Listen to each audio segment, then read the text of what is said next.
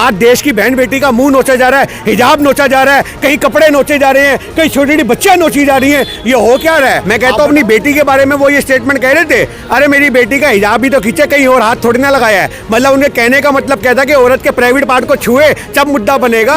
जिस देश में नेताओं की सोच औरत की इज्जत पे हाथ डालने की हो, उस देश में आप ऐसे नेताओं से क्या उम्मीद रखोगे? हम लोग मांग करते कि बलात्कार पे भाई साहब मजबूत वो आना चाहिए कानून, कैसे आएगा? आज देश की संसद में बलात्कारी बैठे हुए हैं, कितने सारे नेता ऐसे जिन पे बलात्कार के मुकदमे हैं। तो जब अगर फांसी का या कोई मजबूत प्रावधान आ जाएगा तो उन नेताओं को भी अपनी साख बचानी मुश्किल पड़ जाएगी, उनके ऊपर भी फंदा लटक जाएगा। तो आज सरकार को यह पता है कि नेताओं के लिए औरत से खेलना बड़ा खिलवाड़ वाला काम, बड़ा मजाक हो गया, आम बात हो गई है। देखिए सबसे बड़ी बात है, भाजपा के जो नेता हैं इनके खून के अंदर ही आप समझो, या इनके सहयोगी दल, उनके खून के अंदर महिलाओं का सम्मान नहीं है। आप एक बात बताइए, हिजाब खींचना, अगर आपको चेहरा देखने की इतनी ललक थी तो आप उसको वैसे बोल सकते थे कि बेटा इसको हटा लो। आप इस बात को समझो, आप मुंह पे हाथ डाल रहे हो और हिजाब को नोच रहे हो, तो ये अपने आप में शर्मसार करता है। यहाँ ये हिंदू और मुसलमान का मुद्दा नहीं है, ये महिला के सम्मान से छेड़छाड़ है। आप समझो इस बात को। मैं तो कहता हूँ पूरे देश की महिलाओं को मोर्चा खोलना चाहिए, आज जगह जगह प्रदर्शन होने चाहिए इस मुद्दे को लेकर के कि नीतीश सरकार इस्तीफा दे। तो ये जो एक मांग है लोगों की, जो दर्द है लोगों का, उसको लेकर के जनता सड़कों पे भी है। तो हम तो ये कहते हैं कि अगर नीतीश सरकार जो है इसके खिलाफ माफ़ी नहीं मांगती है तो पूरे देश के अंदर हाहाकार मचना चाहिए और महिला संगठनों को, एनजीओ को सामने आना चाहिए कि महिलाओं के ऊपर हाथ डाला गया। आप एक बात बताओ, लगातार भाजपा के नेता बलात्कारों में पाए जाते हैं, आप समझो। तो आज जो अंधभक्त हैं जो कहते हैं कि अरे क्या हो गया, हिजाब ही तो खींचा है, क्या हो गया क्या हो गया? भैया तुम लोगों को तो फर्क ही नहीं पड़ता, तुम बलात्कार पे नहीं बोलते, तुम्हारे मुंह वहां नहीं खुलते। आप समझो अभी आपने देखा होगा उत्तराखंड के अंदर जो भाजपा की नेत्री थी, उसने अपनी 13 साल की बेटी के साथ 2-2, 3-3 अपने जो उसके बने हुए एक कसम कह लो, यार कह लो, कुछ भी कह लो, आज उनके साथ बलात्कार करवाया अपनी बेटी का। अब उसको भी तुम डिफेंड कर रहे थे, नहीं ऐसा नहीं हो सकता, नहीं ऐसा।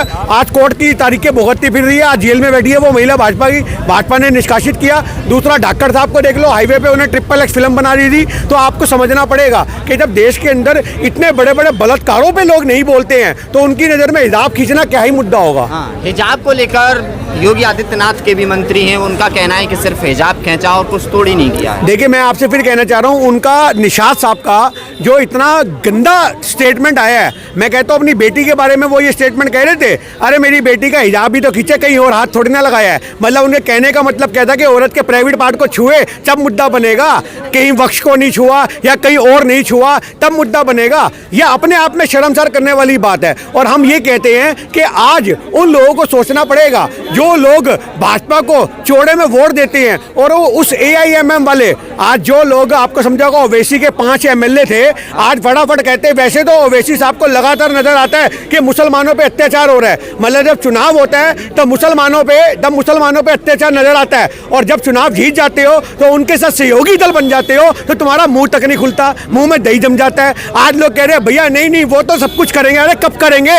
आज कांग्रेस ने मुद्दा उठाया, आज कितने लोगों ने मुद्दा उठाया, आज समाज ने मुद्दा उठाया, पर ओवैसी ने मुद्दा नहीं उठाया, क्योंकि आज उसको पता है कि आज हमारे जो MLA हैं आज वो उसी छत्र छाया में पल के बड़े होंगे। तो आपको समझना पड़ेगा, हमारे देश के अंदर जब तक लोग ऐसी B टीम बन करके काम करेंगी देश का भला नहीं हो सकता। आज देश की बहन बेटी का मुंह नोचा जा रहा है, हिजाब नोचा जा रहा है, कहीं कपड़े नोचे जा रहे हैं, कहीं छोटी छोटी बच्चियां नोची जा रही हैं। ये हो क्या रहा है? आप बताओ, क्या नीतीश बाबू उम्र के हिसाब से सठिया गए हैं या इनका उम्र का पड़ाव हो गया है? ये बदतमीजी मैं कहता हूँ। अरे इस पर कानूनी कार्रवाई होनी बनती है। आप मुझे बात बताओ, आज की डेट में एक औरत की मानहानि का दावा करना चाहिए। आज संगठनों को निकल करके आज सड़कों पे नीतीश सरकार के पुतले फूकने चाहिए कि भैया ये तुमने क्या हरकत करी है। सीनियर मुख्यमंत्री होने के बाद भी इस तरीके की हरकत, तो प्रदेश की महिलाओं को क्या संदेश जाएगा? कोई संदेश नहीं। 10,000 मैं आपसे फिर कहना चाहूंगा, आज की डेट में आपको पता होगा थोड़े समय पहले भी नीतीश सरकार ने बयान दिया था बच्चे पैदा करने वाला, कुछ बिहार का, कि क्या हो गया बच्चे पैदा कर देती है, कोई तकलीफ थोड़ी ना।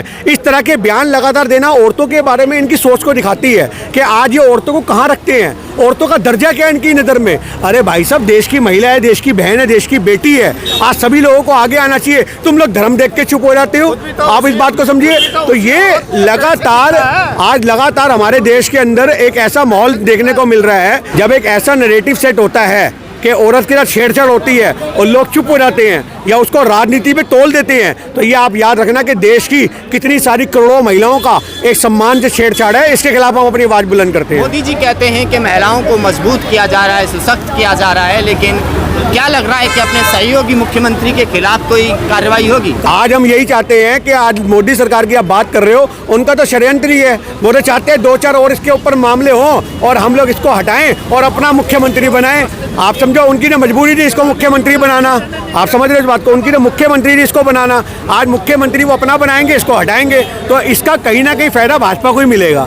आज जितना लोग रोष प्रकट करेंगे, पर इसका यह मतलब नहीं है भैया सरकार तो तुम्हारी है, तुम हो मुख्यमंत्री या नहीं हो, हमें उससे फर्क नहीं पड़ता। पर हमें इस बात से फर्क पड़ता है कि महिला के सम्मान से छेड़छाड़ हो रही है, उसके लिए आवाज बुलंद की गई। हाँ, तो क्या लग रहा है कि सड़कों पे लोगों को उतरना चाहिए, खास करके महिलाओं को, खास करके बिहार की महिलाओं को, जिन्हें नीतीश कुमार ने और बीजेपी सरकार ने 10-10 हज़ार रुपये 10-10 हज़ार रुपये के तो लेटर भी आगे वापसी मांगने के। आप ये बात करो, आप 10-10 हज़ार रुपये की बात कर रहे हो, आप कह रहे हैं भाई साहब वो तो पुरुषों के चले गए गलती से खाते में। मतलब तुम लोगों ने नैरेटिव सेट कर दिया पहले कि सबको दे रहे, सबको दे रहे, सबको दे रहे हैं, और अब तुम छटनी कर रहे हो। आप समझो, जिस पुरुष के खाते से निकाल रहे हो, और भैया उसके घर में भी तो औरत होगी, डबल थोड़ी ना चले गए। और आज सरकार इतनी भूखी नंगी है, दे के छीनेगी।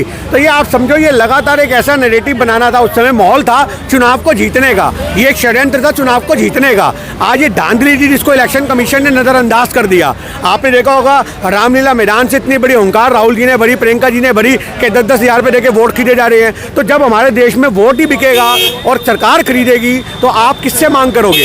तो ये एक ऐसा नैरेटिव सेट किया जाता है हमारे देश के अंदर कि चुनाव जो है वो बिक रहे हैं, धांधलियाँ हो रही हैं। ये भी एक सही मायने में वोट चोरी का तरीका है। हाँ, लेकिन क्या लग रहा है कि जिस तरह से ये जो हिजाब का मुद्दा आया, तो पूरे विपक्ष को सड़कों पे नहीं उतरना चाहिए? देखिए, मैं आपसे, विपक्ष की तरफ से अगर ये घटना होती तो बीजेपी तो आपको आड़े हाथों ले लेती। देखिए, हम तो सड़कों पे ही हैं, लगातार बात कर रहे हैं। आज भी इतना बड़ा मुद्दे में आप ये मुद्दा कवर कर रहे हो, तो आप इस बात को लेकर चलो कि आज सड़कों पे कौन नहीं है। हम भी सड़कों पे आवाज उठा रहे हैं, नीतीश बाबू का पुतला तक फूका जाएगा। आप इस बात को याद रखना। अगर ये इन्होंने कार्रवाई नहीं करी, माफ़ी नहीं मांगी, राखी, आपको पता होगा सावंत ने कितनी बड़ी बात बोल दी है। उन्होंने बोला है कि भाई साहब अगर मैं आपकी धोती खींच रही तो आपको कैसा लगेगा।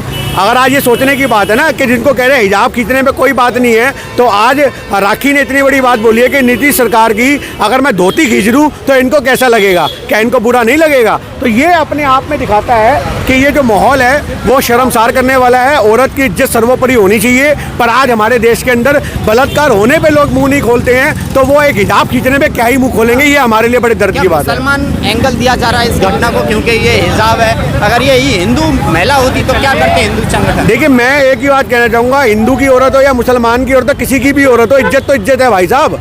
औरत की इज्जत से खिलवाड़ करना ये अपने आप में हमारे देश की संस्कृति को तोहमत लगाता है।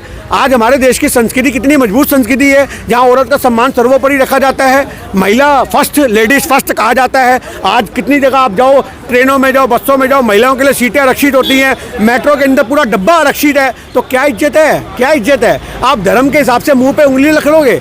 आप ये बात बताओ, छोटी छोटी बच्चियों के बलात्कार होते हैं, उसके लिए आवाज़ नहीं उठाते लोग। तो आज मोमबत्ती जला करके सोचते हैं हमारा काम हो गया, फोटो खिंचाली काम हो गया। तो आप इस बात को समझो, जिस देश के अंदर नेताओं की ये सोच हो औरत की इज्जत पे हाथ डालने की, ये इज्जत पे हाथ डालने से कम नहीं है। जिस देश में नेताओं की सोच औरत की इज्जत पे हाथ डालने की हो, उस देश में आप ऐसे नेताओं से क्या उम्मीद रखोगे? हम लोग मांग करते कि बलात्कार पे भाई साहब मजबूत वो आना चाहिए कानून, कैसे आएगा? आज देश की संसद में बलात्कारी बैठे हुए हैं, कितने सारे नेता ऐसे जिन पे बलात्कार के मुकदमे हैं। तो जब अगर फांसी का या कोई मजबूत प्रावधान आ जाएगा, तो उन नेताओं को भी अपनी साख बचानी मुश्किल पड़ जाएगी, उनके ऊपर भी फंदा लटक जाएगा। तो आज सरकार को यह पता है कि नेताओं के लिए औरत से खेलना बड़ा खिलवाड़ वाला काम, बड़ा मजाक हो गया, आम बात हो गई है। तो इसके लिए सोचना पड़ेगा।